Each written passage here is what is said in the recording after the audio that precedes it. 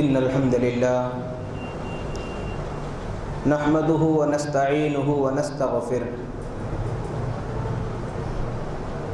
ونعوذ بالله من شرور أنفسنا ومن سيئات أعمالنا من يهده الله فلا مضل له ومن يضلله فلا هادي له وأشهد أن لا إله إلا الله وحده لا شريك له وأشهد أن محمدًا عبده ورسوله أرسله بالحق بشيرًا ونذيرًا وداعيًا إلى الله بإذنه وسراجًا منيرًا أما بعد فأعوذ بالله من الشيطان الرجيم بسم الله الرحمن الرحيم والذين يكنزون الذهب والفضة ولا ينفقونها في سبيل الله فبشرهم بعذاب أليم رب اشرح لي صدري ويسر لي أمري واحلل عقدة من لساني يفقه قولي ربي زدني علما۔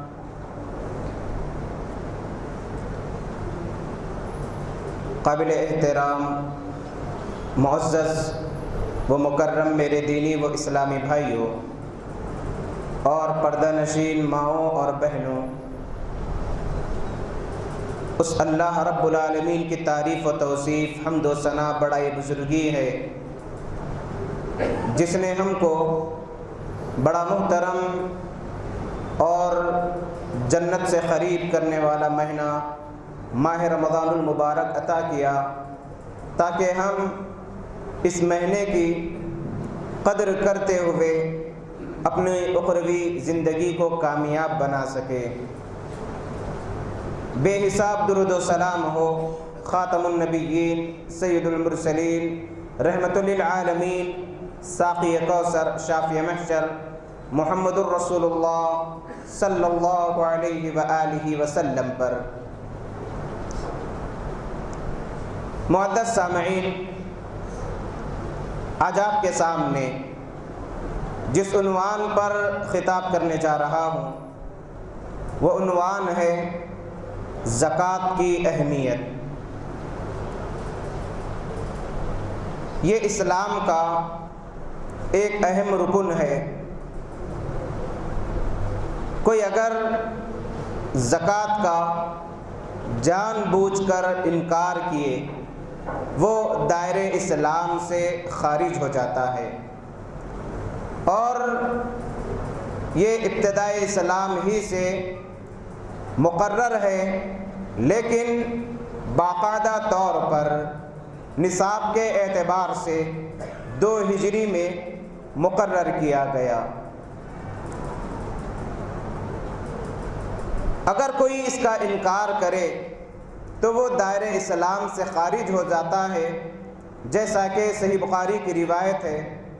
حضرت ابو بکر صدیق رضی اللہ تعالی عنہ اپنے دور خلافت میں جو لوگ زکوٰۃ کا انکار کر رہے تھے اور زکوٰۃ دینے سے باز آ رہے تھے، رک رہے تھے، تو یہ اعلان کیا، واللہ لأقاتلن، اللہ کی قسم ضرور بضرور میں قتال کروں گا، جہاد کروں گا، مقابلہ کروں گا ان لوگوں سے من فرق بین الصلاۃ والزکاۃ، جو نماز اور زکوٰۃ میں فرق کرتے ہو۔ نماز کا تو اقرار کرتے ہو، نماز کو تو مانتے ہو، اہتمام کرتے ہیں، لیکن زکوٰۃ کا انکار کرتے ہیں، تو میں ایسے لوگوں سے جہاد کروں گا۔ یہاں تک کہ اگر کوئی اللہ کے نبی صلی اللہ علیہ وسلم کے دور میں اونٹ کا بچہ یا کوئی اور بکری یا بکری کا بچہ بھی اگر دیتا تھا اور اگر وہ آج نہ دیتا ہو تو میں ایسے شخص سے بھی مقابلہ کروں گا۔ تو اس سے معلوم ہوتا ہے کہ اسلام میں زکوٰۃ بہت اہم ہے۔ زکوٰۃ کا معنی کیا ہے؟ زکوٰۃ کے لفظی معنی آتے ہیں تزکیہ، یعنی صفائی، پاکی، اور پھر اس کے اندر برکت کا معنی پایا جاتا ہے، صفائی کا معنی پایا جاتا ہے، یعنی جو بندے زکوٰۃ ادا کرتے ہیں گویا کہ اس زکوٰۃ کی برکت سے جو دوسرا مال ہوتا ہے وہ صاف ہوتا ہے۔ اسی اعتبار سے شرعی اصطلاح میں چند مخصوص اموال میں مخصوص شرائط کے ساتھ ایسا مال جو بڑھنے والا ہو اور وہ حد نصاب کو پہنچ جائے، 1 سال اس پر گزر جائے، اور وہ ہے شرعی اعتبار سے زکوٰۃ۔ اب آئیے اللہ رب العالمین قرآن مجید میں تقریباً 80 یا 82 یا 83 مقامات پر زکوٰۃ کا مختلف انداز سے تذکرہ فرمائے، وَآتُوا الزَّكَاةَ وَآتُوا الزَّكَاةَ، اور کئی مقامات پر 30 سے زائد مقامات پر تقریباً نماز کے ساتھ، اقامت صلاح کے ساتھ ایتاء زکوٰۃ یعنی نماز کے اہتمام کے ساتھ زکوٰۃ ادا کرنے کی رب العالمین نے تاکید کی ہے، ترغیب دی ہے، اس لیے کہ یہ غرباء کا حق ہے، اور زکوٰۃ کا نظام اس لیے قائم کیا گیا تاکہ جو محتاج، غرباء، مساکین، یتیم، مفلس، اس قسم کے لوگ اور اس جیسی غریبی، اس انداز کی چیزوں کا خاتمہ ہو جائے۔ اور زکوٰۃ کا جو اصول بنایا گیا، تُؤْخَذُ مِنْ أَغْنِيَائِهِمْ وَتُرَدُّ عَلَى فُقَرَائِهِمْ، ایک بہترین اصول ہے زکوٰۃ کا، اور زکوٰۃ کا تعلق اجتماعیت سے ہے، جیسے نماز جماعت کے ساتھ ادا کرتے ہیں ویسے ہی زکوٰۃ کے لیے ایک اجتماعی نظم ہونا چاہیے۔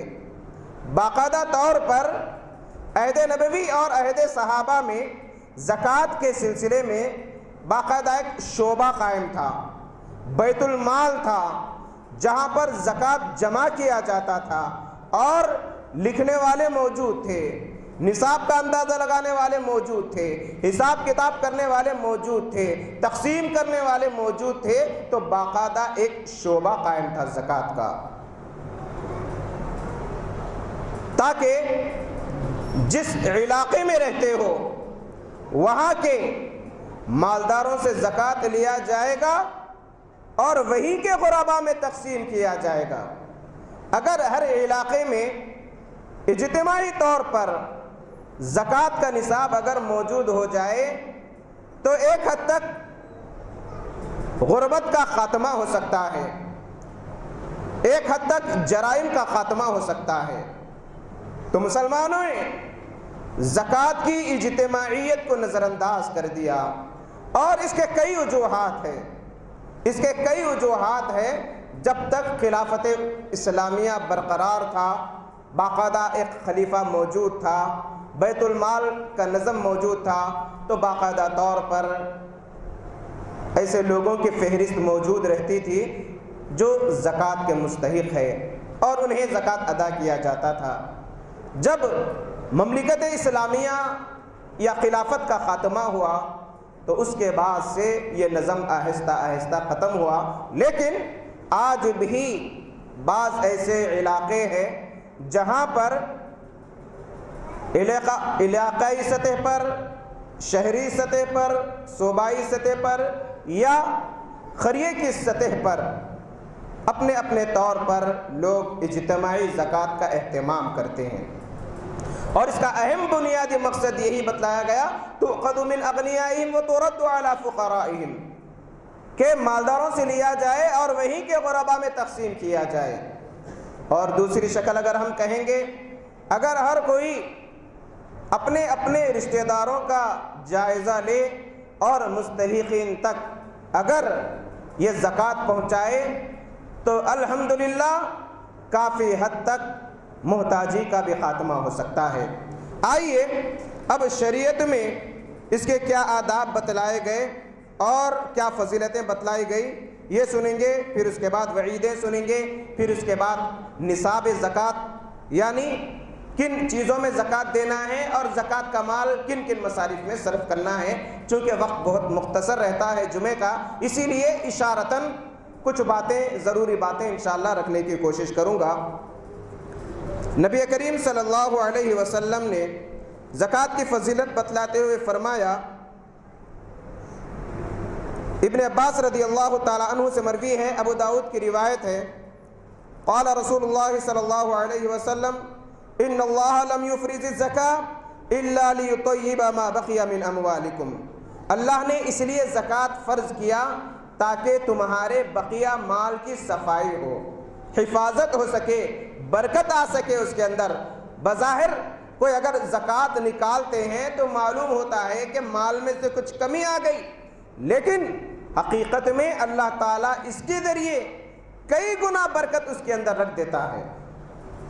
دوسری حدیث زکوٰۃ کے فضیلت کے سلسلے میں صحیح بخاری صحیح مسلم کی حدیث ہے، جس کے راوی حضرت عبداللہ ابن عباس رضی اللہ تعالیٰ عنہ ہیں۔ رسول اللہ صلی اللہ علیہ وسلم نے فرمایا، ان اللہ قد فرض علیہم صدقہ، یقیناً اللہ تعالیٰ نے، یہاں پر صدقہ سے مراد زکوٰۃ ہے، زکوٰۃ کو فرض کیا، تؤخذ من اغنیائہم فترد علی فقرائہم، تاکہ اغنیاء سے، مالداروں سے، صاحب نصاب والوں سے لیا جا سکے اور غرباء میں، فقراء میں، محتاجوں میں تقسیم کیا جا سکے۔ اسی طریقے کی ایک سنن ترمذی، جامع ترمذی کی روایت ہے، حضرت ابی کبشہ انباری رضی اللہ تعالیٰ عنہ سے مروی ہے، رسول اللہ صلی اللہ علیہ وسلم نے فرمایا، ما نقص مال من صدقہ، کہ صدقے سے یا زکوٰۃ سے مال کم نہیں ہوتا۔ اگر کوئی مال میں یا زکوٰۃ میں بخیلی کرے یا یہ سوچے کہ آئندہ مستقبل میں کیا حال ہوگا، اگر یہ نکال دیا جائے تو مال میں کمی آ جائے گی، اگر کسی کی یہ سوچ ہے تو ایسے لوگوں کے لیے یہ حدیث ایک دلیل ہے جو جامع ترمذی کے صحیح درجے کی روایت ہے۔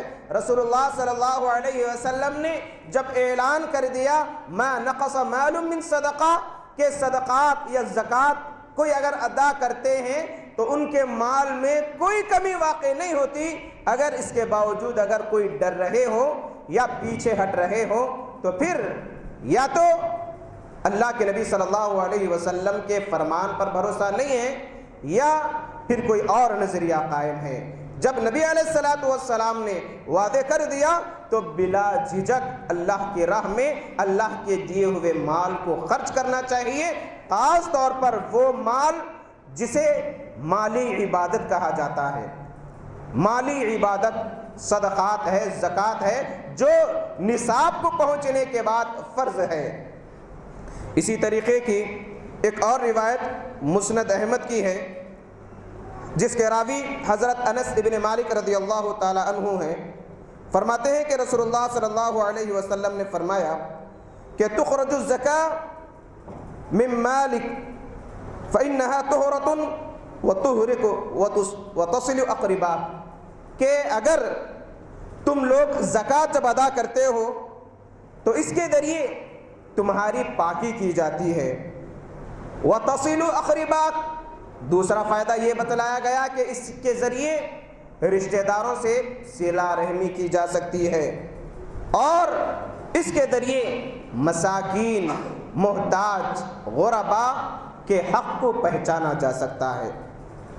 اسی طریقے کی طبرانی کی ایک اور روایت ہے، رسول اللہ صلی اللہ علیہ وسلم نے فرمایا من ادى زکاۃ مالہ، کوئی اگر اپنے مال میں سے زکوٰۃ ادا کرتے ہیں ذهب عنہ شرہ، تو اس کا نقصان یا شر اس سے ختم ہو جاتا ہے، دور کر دیا جاتا ہے۔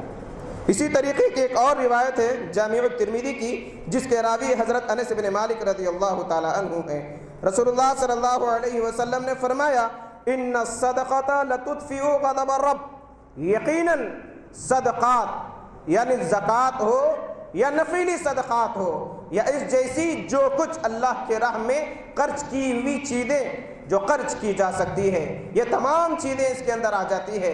اس کا فائدہ کیا ہوتا ہے؟ اس کے ذریعے لَتُدْفِئُ غَضَبَ رب کے غضب کو ٹھنڈا کیا جا سکتا۔ انسان گناہ کر کے رب کو ناراض کر دیتا ہے، بد عملی کر کے رب کو ناراض کرتا ہے، نمازوں کا اہتمام نہیں کر کے فرائض کو چھوڑ کر رب کو ناراض کرتا ہے۔ تو یہ زکوٰۃ، یہ صدقات، یہ رب کے غضب کو ٹھنڈا کرنے کا ذریعہ ہے۔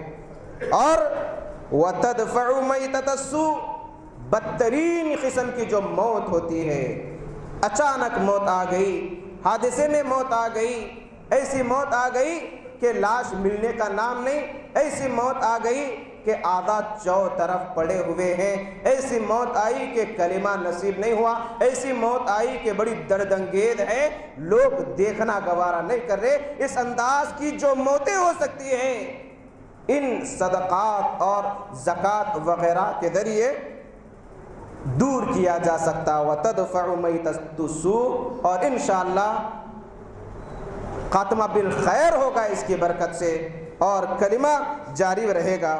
تو یہ فضیلت زکوٰۃ کی بتلائی گئی ہے۔ اسی طریقے کی کچھ اور روایتیں بھی ہیں جو خاص طور پر زیورات میں عام طور پر زکوٰۃ کا جب مسئلہ آتا ہے تو امت میں ایک اختلاف پایا جاتا ہے، اور یہ اختلاف صحابہ کے درمیان بھی موجود تھا۔ یہ اختلاف صحابہ کے درمیان بھی موجود تھا۔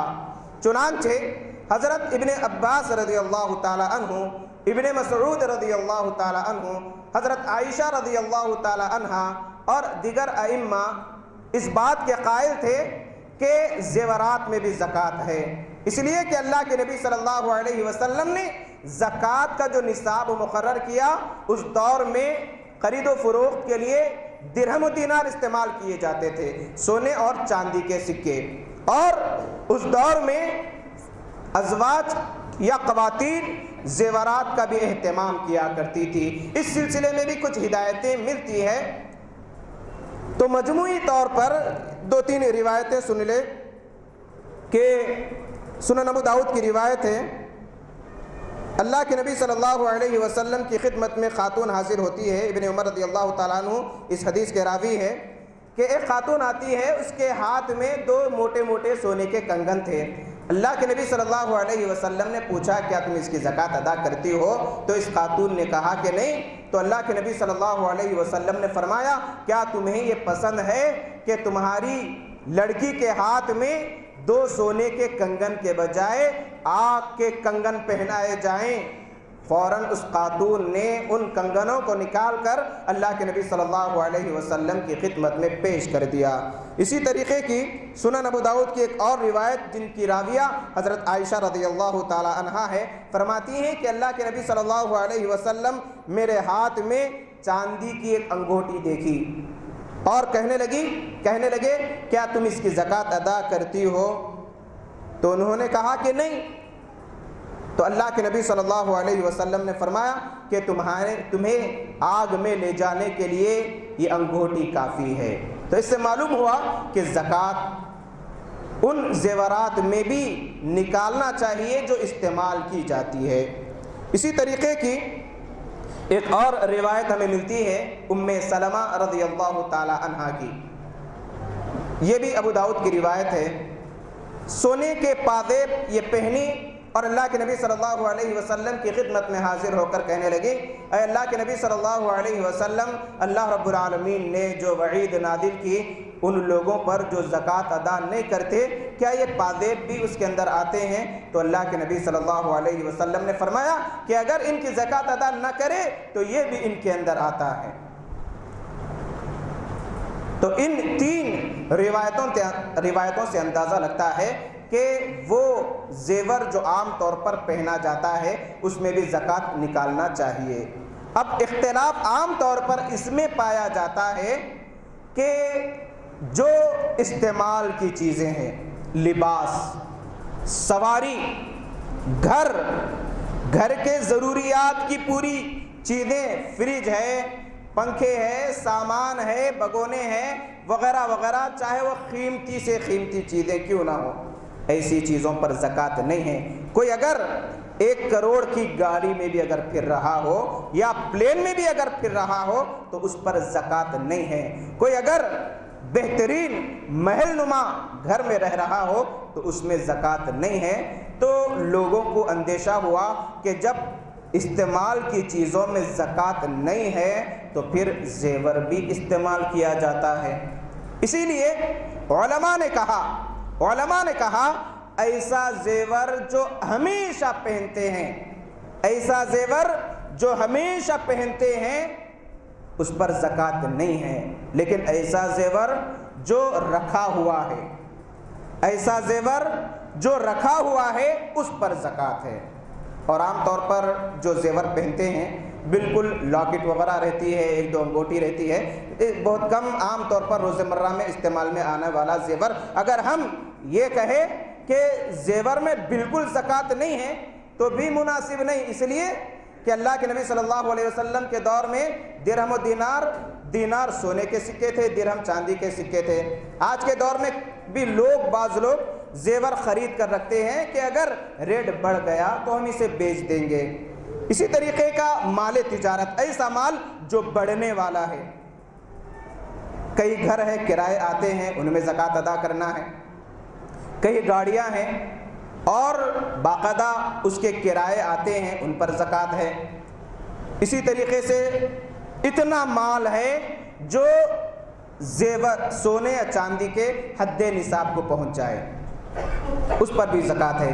جیسے کہ سونا اگر 85 گرام اگر ہے، 85 گرام اگر سونا ہے اور یا سونے کی قیمت ہے، 1 سال اس پر گزر جائے، 1 سال اس پر گزر جائے تو اس پر زکوٰۃ فرض ہو جاتی ہے۔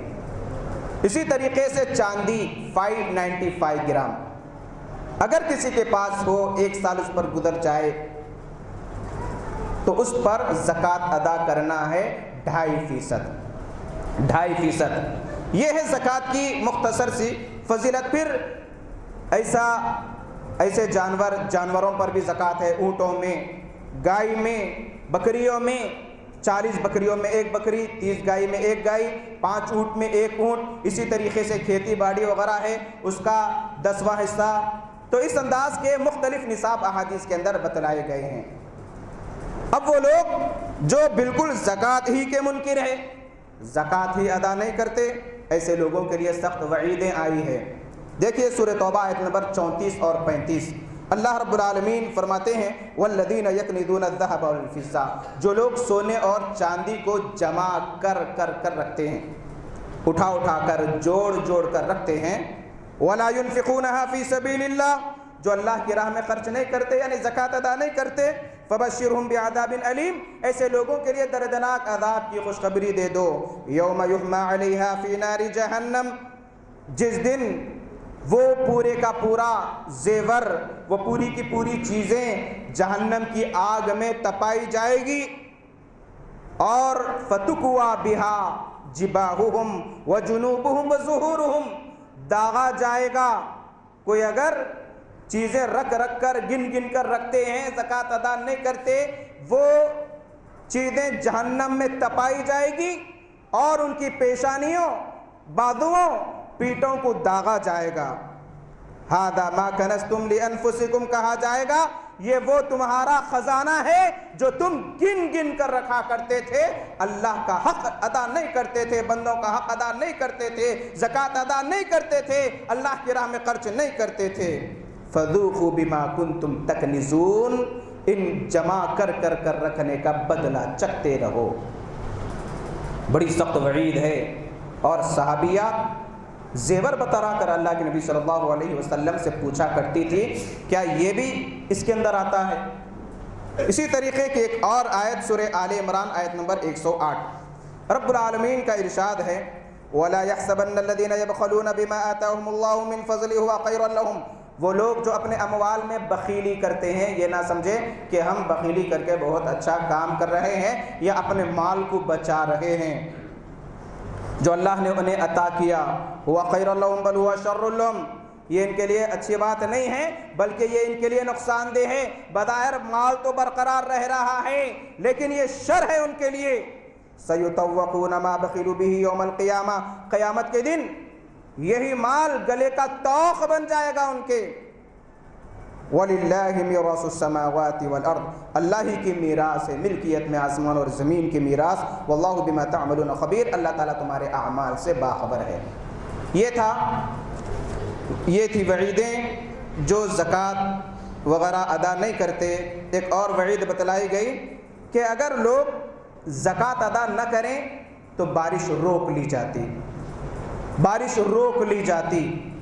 اگر جانور نہ ہوتے تو بارش نازل ہی نہیں کرتی سزا کے طور پر، چونکہ کئی ایسی مخلوقات بھی ہے جو اللہ سے دعائیں کرتی ہیں، اللہ تعالیٰ ان کی برکت سے، دعاؤں کی برکت سے بارشیں نازل کرتا ہے۔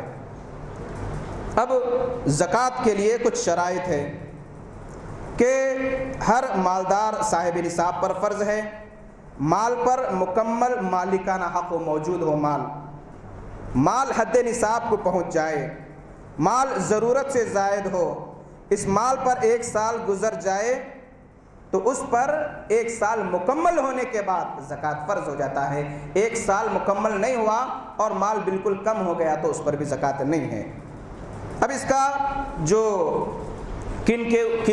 کون حقدار ہے زکوٰۃ کے، ذرا ہم یہ بھی سنتے چلے۔ سورہ توبہ آیت نمبر 60، یہ آیت بتلا کر اپنی بات کو ختم کرتا ہوں۔ سورہ توبہ آیت نمبر 60 اٹھائیے۔ اللہ رب العالمین 8 ایسی چیزوں کا ذکر فرمایا جو زکوٰۃ کے مستحق ہے۔